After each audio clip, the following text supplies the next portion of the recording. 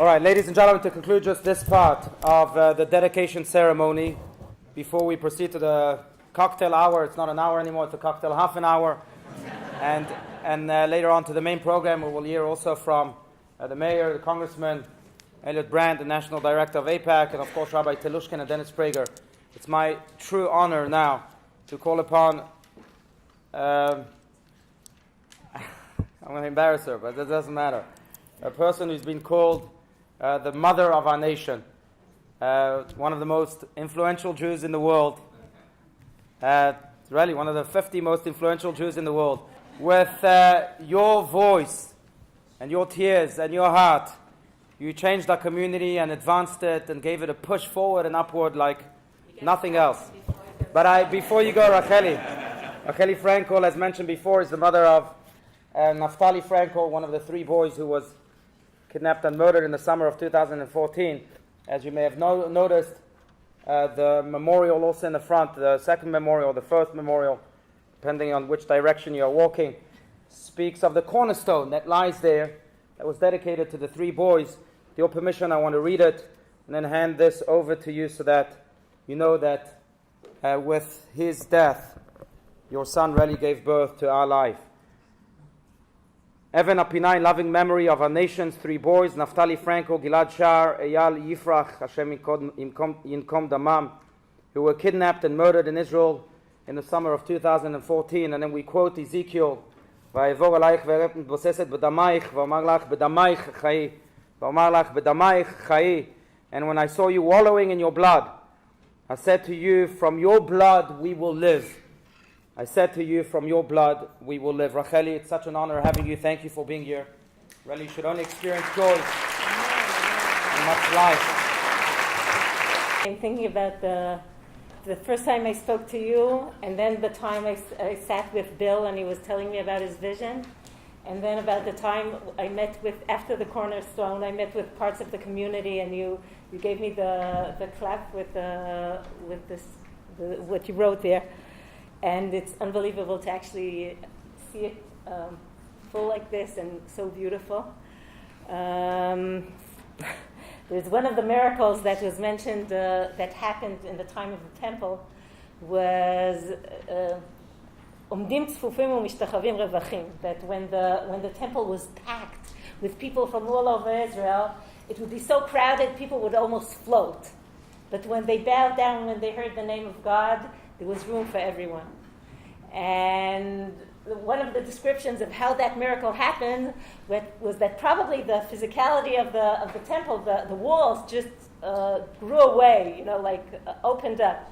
And I hear the plots next by to here are for sale. So,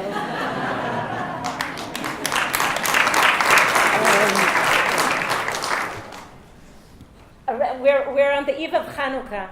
And there are many things that happen in Chanukah. A lot of the victory and a cultural victory and a kingdom of Israel. But the emphasis that was chosen by the sages and over the generation is the miracle of the Kaddish Shemen, the oil, the jar of oil, and that is really. It seems like such a minor miracle. It's oil. But one of the things to be said about it is that when humans go on their endeavors and their difficult times, and they pick up those, they organize these tremendous projects, and sometimes it involves wars, and sometimes it involves tremendous effort. There's the one thing that a person really wants, and that's what a person wants in their own private lives and when they do things publicly, is just to hear from Hashem that they're doing the right thing. Now, in the time of the Mishkan, everything was prepared, and Aaron and Moshe were standing there, and there was a moment, they were almost, they were offering the offerings, and nothing happened. And the blessings were offered, and there was a tension in the air. Is this going to be accepted? Is this all in vain? And then the fire came down from the sky and devoured the offerings, and they knew they did the right thing. And this temple, this Mishkan, is going to be a place of worship, a place that's desired by God. When Shlomo HaMelech, like Rav Zimger mentioned, built his temple for years and years and used, you didn't have the kinds of slaves that Shlomo HaMelech had. He had everybody on that project. He again stood there praying and praying and praying and hoping for that moment of consent, of saying, of like this divine kiss that you said, you did the right thing. And there was tension, and eventually the house filled up with smoke. And he knew he did the right things.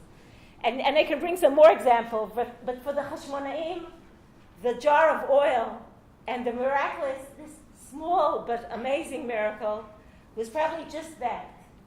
This feeling that it was all worth it. And this place is going to fill up with real presence of God. So when I heard you describing the 5-year-old and the 7-year-old, talking about your inner fire, connecting with God's fire, I said, that's what's going to fill up this home. That way you will know when you feel it. And it is already felt. Whoever was here on a Shabbat, you feel the passion, you feel the fire, and it's going to grow. And when you see that, you're going to know nothing was in vain. It's the real thing. I was watching here in the davening on Shabbat, and it's something that happens here that doesn't happen in many shuls in America. For me, a Shabbat morning in America is sometimes a little bit sad because there's no Birkat Kohanim. Okay, it's a problem with Ashkenazi Jew. It happens just about 3 times a year, and good reason to come to Israel. But if you can't come to Israel, come here. Here, there's Birkat Kohanim on Shabbat. And as I was watching people with their children in Birkat Kohanim, I was thinking about research by Brené Brown. She's not Jewish yet, but very wise lady. And one of the things I heard her say was, when I work with people that have gone through loss and have gone through trauma and have mostly gone through grief and lost people very dear to them, I ask them, and dozens of them, tens of families, ask them, what could we do for you? How could we share with you? How can we reach out to you? And they said over and over and over again, they said, when we see that you guys appreciate what you have, we have some consultation. We have some nechama. It gives us, we understand that you respect what we lost, and that's what we want to see. And I was thinking about it in the middle of Birkat Kohanim, because I once spoke somewhere about Operation Shuvu Achim, the operation to find our sons. And at the end of the talk, somebody approached me and he said, who of you guys was the one that mentioned the thing with Birkat Kohanim? And I knew what he was talking about. There was an interview where one of the fathers, there weren't only mothers there, there were fathers. One of the fathers was asked, what do you miss most? And he said, most of all, I miss those minutes where, as the minhag goes, when we do the Birkat Kohanim, to put the talis around our children. Sometimes you see 3 generations of a grandfather putting his talis over a father, putting his talis over a child. Most of all, I miss that moment of being with my son under the talis in Birkat Kohanim. Now, the man that came to ask me, he said, please tell me what this is. I must write to him. I must thank him. And he didn't mean the tragedy. The tragedies, the world, unfortunately, is full of tragedies. He meant something altogether different. He was talking about the gift. From that moment, he said, my whole life I've been doing this with my kids. Ever since I have children, I cover them. But I never realized what a treasure I have. What an unbelievable moment of blessing I share with them. And ever since I heard him say that, such moments are a celebration for me. And our life is full of such moments that we never want to be tested. We want to start celebrating them while we have them. My mother's a psychologist, and whenever we would have teenage, arguments, because I was the perfect child, never argued, but when theoretically we would have some, I would always tease her about the psychology thing. Yeah, you're good for those kids. Well, how? You can imagine. And she'd say, so what do you want us to have sessions? And I was thinking of that because not so long ago I realized that there are stories that I share all over the world, and I never tell them at home. And that's a mistake, because sometimes a person needs somebody else to tell them about themselves, to show them who they are. So let me share with you a story that was told in many distant corners of the world. It's a story about this community out in the desert, not even in Phoenix, outside of Phoenix. Cactuses, desert, mountains, you can imagine. And during the time of the search for our boys, I must admit, we got endless hugs and attention. And actually, there were even quite a few initiatives of collecting mitzvot. People did it online. We got books full of mitzvot that people collected in merit of the boys, in honor of the boys. But this one community, we really connected. Something really special happened. And at some point, they showed me this clip. They collected 1,000 mitzvot in honor of the boys. And then it became in memory of the boys. And I remember asking their rabbi, he's a nice guy, you should know him. I remember asking him, weren't people discouraged once it became in memory of? And he said, no, on the contrary. People were even more motivated. And then they showed me this clip, and it's a very diversified community. So one person said, I'm going to say Tehillim. Many people said, I'll give charity. One said, I'll put tefillin once a week. Another said, I'll kasher my kitchen. And then the rabbi said, we heard on the phone call of Gilad, we heard him say, we were kidnapped. And then you hear the terrorists say, put down your heads, put down your heads. And this is our way to keep our head up strong. So they show me this video, and I'm very touched.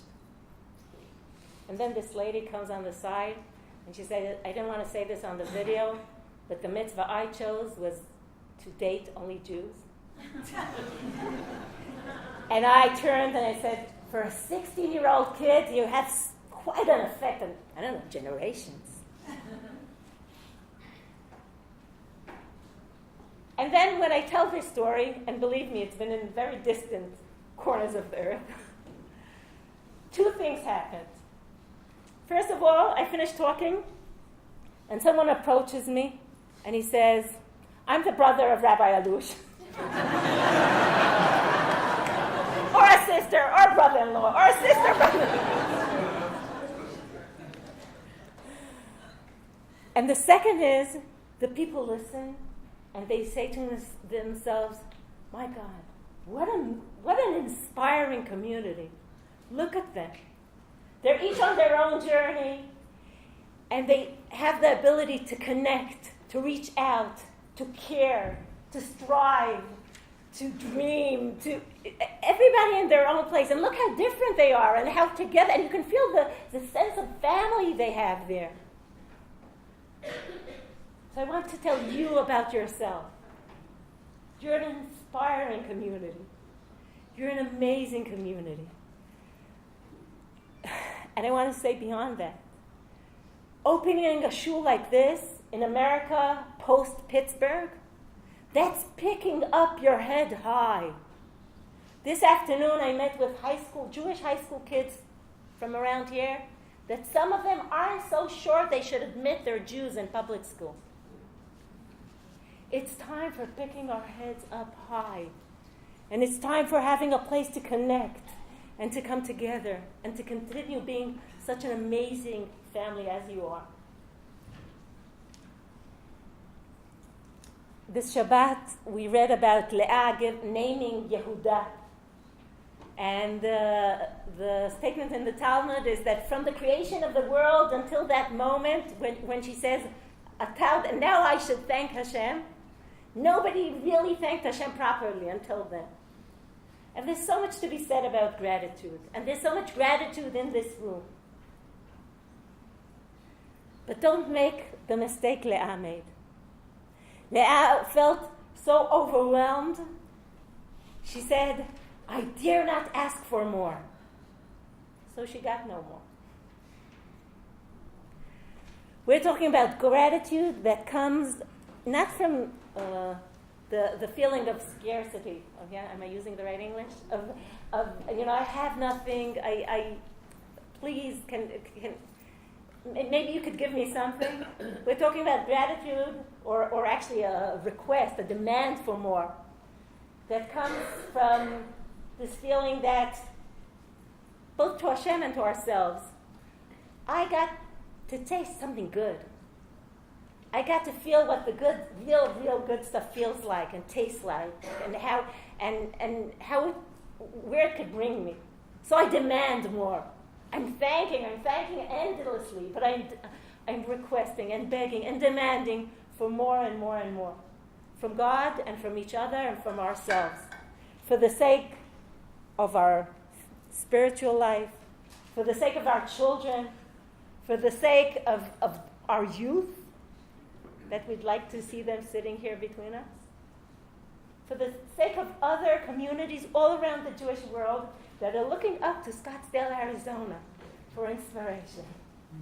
So, Be'ezrat Hashem, this will grow by bounds, and a great big flame will come out of here. You ended with a Hasidic story, and I really must. Do I have a time for a Hasidic story? Yes. So this guy comes to Chafetz Chaim, not exactly Hasidic, and Chafetz Chaim asks him, so how do you do? It's actually in Yiddish. So he says, "Vus machste." Now, "Vus machste" is how do you do, but literally it's what do you do? And he says, "Vus machste." And he says, oh, thank God, I'm okay. My health is okay. And Chafetz Chaim asks him again, Vus machste? And he says, oh, Baruch Hashem, my wife is feeling well, my children are healthy. And he asks him, Vus machste? And he says that I have parnasa and things are going well. And Chafetz Chaim gets annoyed at him and he says to him, you're telling me what Hashem did for you. Now tell me what you're going to do. So, that's your job now.